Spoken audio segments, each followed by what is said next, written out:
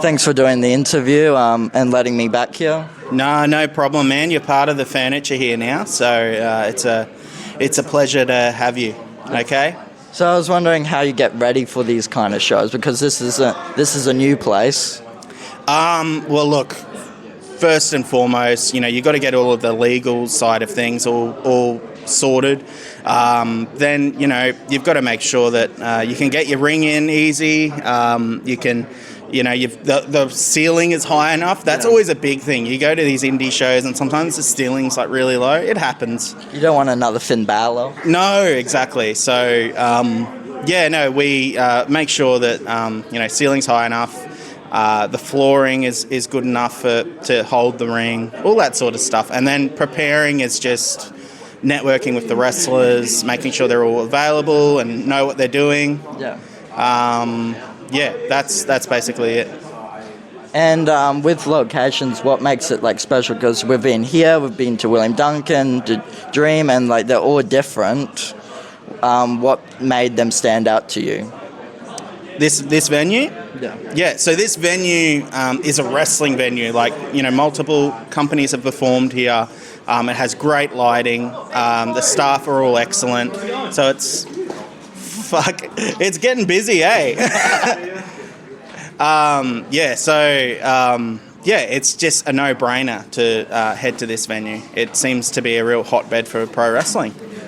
And this is also one way to make me learn how to delete exit background sounds. Yeah, exactly. And this is good editing experience for you, man. Yeah, forcing me to do this. Yeah. So what makes this the biggest event? Because you said in an interview a lot of people look forward to this event. So it's the Santa Rumble. We've got multiple people in there. In Santa hats, battling it out. I think it's a really cool visual for the families and kids and that. And then also, we've got so many talented guys. We've got Dalton Briscoe, we've got Sledgehammer, we've got Ethan Shea, we've got all these big names, and they all get to duke it out in this Rumble. Hell yeah. So look, it is something to look forward to. I don't know about you, but as a kid, I always look forward to the Royal Rumble. I still look forward to the Royal Rumble. Yeah. Well, this is our Royal Rumble. So, yeah, that's why it's special. Yeah. I think I'm looking forward to it, driving 5 hours to this. Yeah. I can't say I'm not excited. Absolutely. But yeah, I always enjoyed Rumbles. Last year I was shocked by Jesse Love and CJ's return. Wish I videoed it because I just went crazy for it. Also, my friend went to the last show, and he saw similar names. Last time he was at the show, Toa had triangles under his eyes. Triangles under his eyes? Yeah, his debut. Oh, his debut? Yeah. Right. That was a different Toa. Yeah. His debut. When was that? I forget the year, but I remember him running down from being his entrance and slamming you to the ground with a spear. Yep. That was in the Santa Rumble, yeah? Yes. Yeah, so the funny thing about that match is he brought in this big board, and it had baubles super glued to it. And so he's going to slam me on this big board full of baubles. And sorry, I struggle saying that. Baubles. So anyway, yeah, he pops this in the middle of the ring in the Rumble, and he picks me up. I think it's a spine buster, and he gives it to me on this board.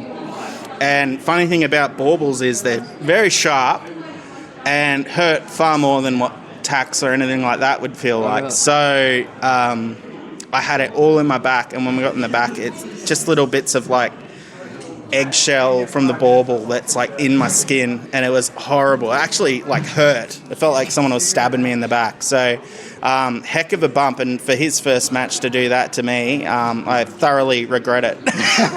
You're getting the boss early. Yeah, thoroughly.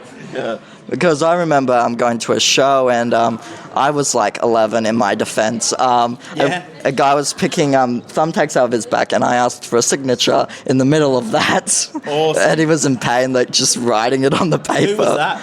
I can't really remember. You can't remember? Yeah, I remember he had bushy hair. Okay. I don't know. But you said a title wouldn't come back, but you wanted to in our first interview?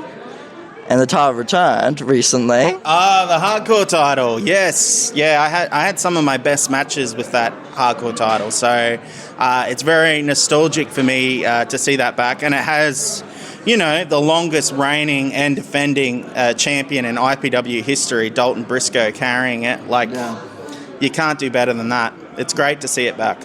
Yeah, and I really enjoyed it, seeing Chad going through that TV. Me and my friend watched that. I think the last time he watched Chad was when he turned on his tag team partner. Right. And I remember yelling at that show. I might also still have the clip of that. Yeah. Was that Nick Breeze? I think that was. Yeah. Funny. Yeah, I miss Nick. Hey, Nick, if you're out there. That was my first tag match I witnessed live. Yeah? Okay. It was 2 minutes. Yeah. They don't go long sometimes if there's some particularly violent tag teams out there. Yeah. And I feel like I need to mention this. Last show, me and my friend were very puzzled when Zeke came out. Can you comment on what happened there? All I can comment on is, well, look, this isn't a topic I'm, Saved by the Bell. Hey, how you doing, man? Look, what I'll say is, I got a lot of messages saying, was this like scripted? Was this, was this a setup? Like, is this some theatrical thing? It wasn't at all.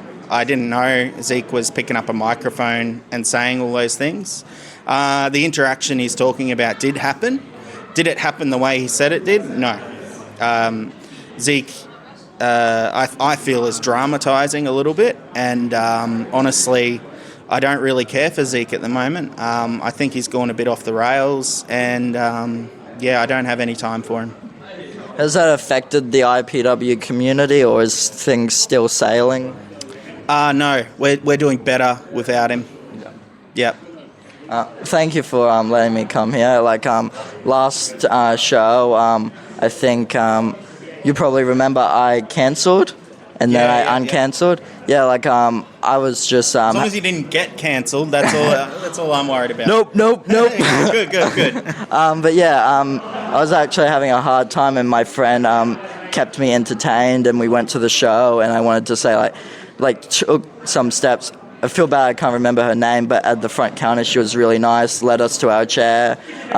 First couple of steps saw Nick Storm, Cassie, and the orangutans just waving to me, and that made me really happy, and the show just entertained us, and just thanks for keeping IPW alive. No, that's okay, man. I'll be lying if I say it hasn't always been a struggle. Running a wrestling promotion, especially in this current climate, can be really hard. But with the group that I've got, I've really hit the lottery in terms of, we're a united front. We all support each other.